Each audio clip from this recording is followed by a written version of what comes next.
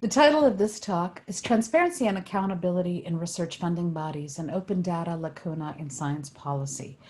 I'm Professor Kalpana Shankar of the School of Information and Communication Studies at University College Dublin, and this is Submission 60.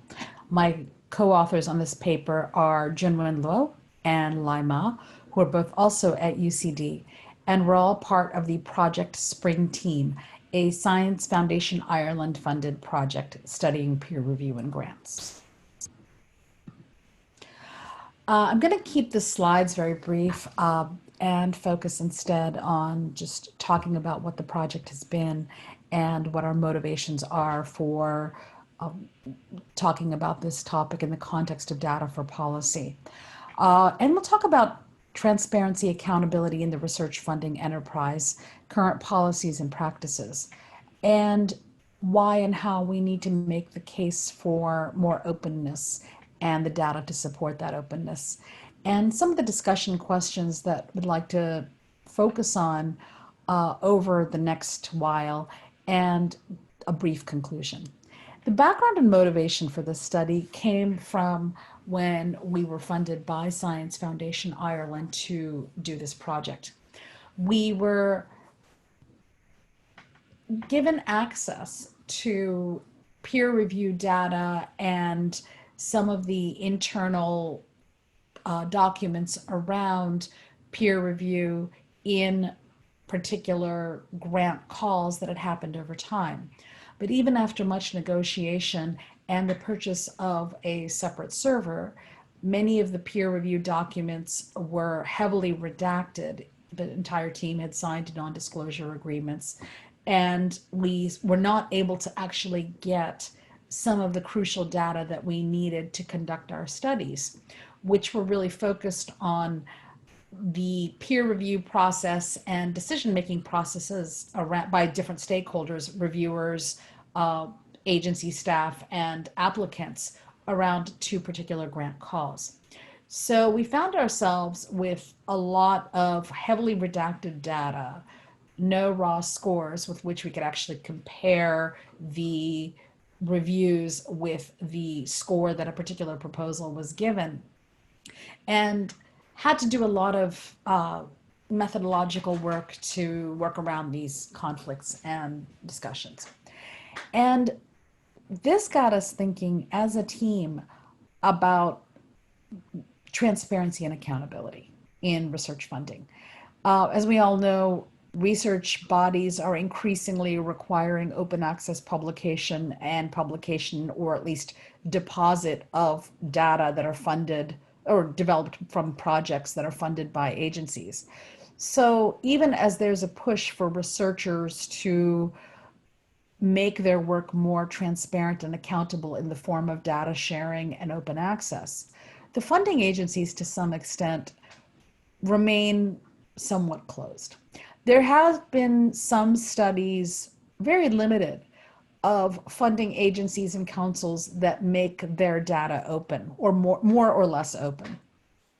And one particular paper by Gerwitz in 2014, they looked at the websites of 27 agencies and councils that fund biomedical research, and found most of them do what might be called incremental openness. That is, releasing enough data about the peer review process and what gets funded to bolster their own claims of efficiency and best use of public resources. But as these and other people have argued, that's simply not enough anymore. These are powerful agencies that have an enormous amount of control and power over knowledge production and the research enterprise. There have been some researchers, individual researchers in different countries, who have gotten internal access to documents and even meetings of funding agencies around the world. Again, they are limited to a handful of researchers. But if you go and look at how they did this, this is very seldom discussed in the literature.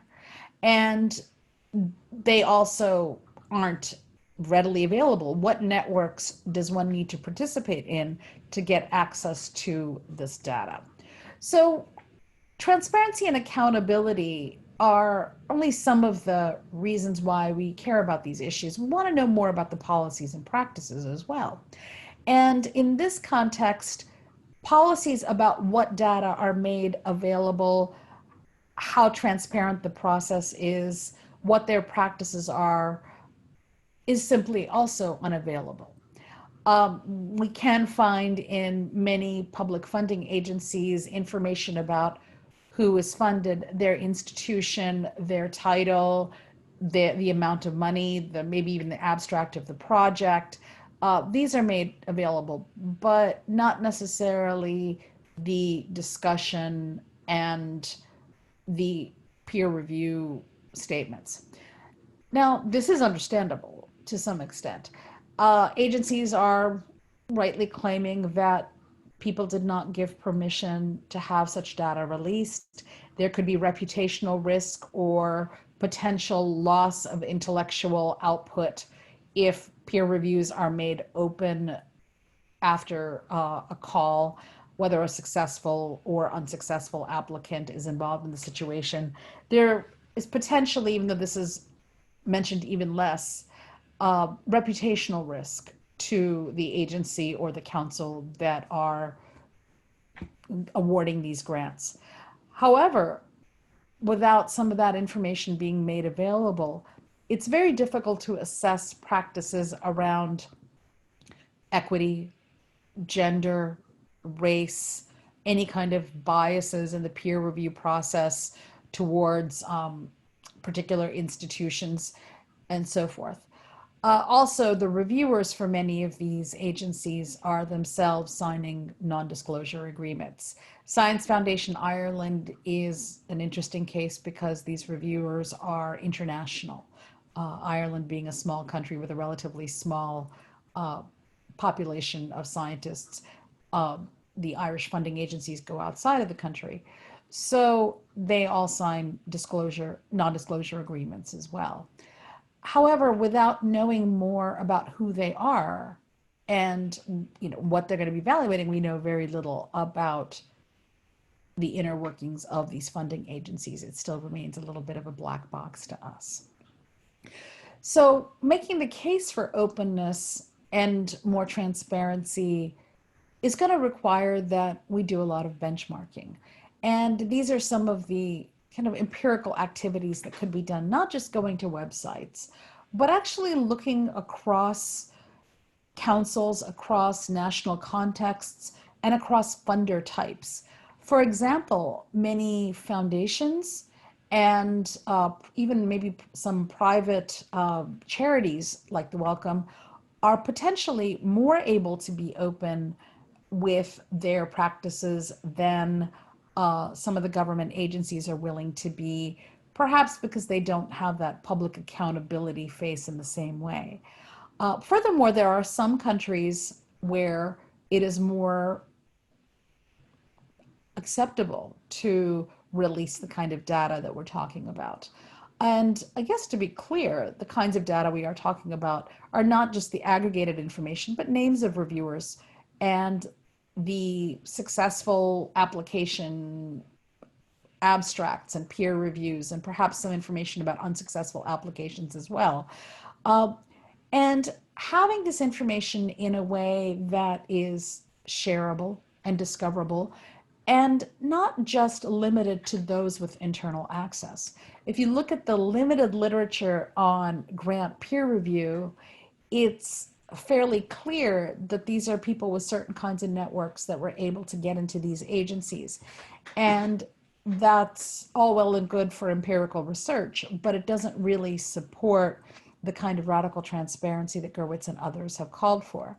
There was a op-ed in Nature in February 2020 calling for more openness around peer review in journals, which requires a lot of negotiation, of course, with private companies who hold this data and see these data as a internal asset of the company.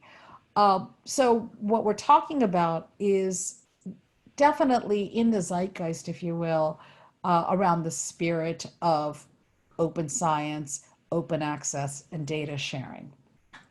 So, some of the discussion questions that I have that I'd like to expand on, we haven't done any empirical work on this subject. We just wanted to raise these issues.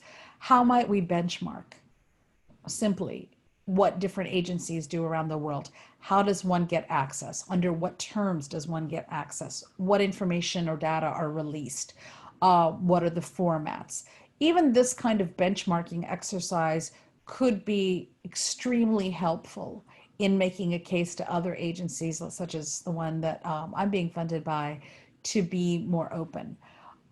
Possibly talking to stakeholders, reviewers, applicants, and staff at these agencies to see how and why and when they share information, what their legal mandates are, what their cultural mandates, both organizational culture and maybe even national and funding cultures, uh, are, and how they influence openness and transparency around these subjects. And we also want to know something about organizational learning. How do these organizations learn from the kinds of data that they do collect about peer review, about surveys, and exercises that they undertake, perhaps with consultancies, perhaps from research projects? So, this really is about making the data available for furthering science policy and research policy. So, what we're interested in doing is learning more about how organizations that fund research can themselves be more transparent and accountable, given that the enormous power that they have.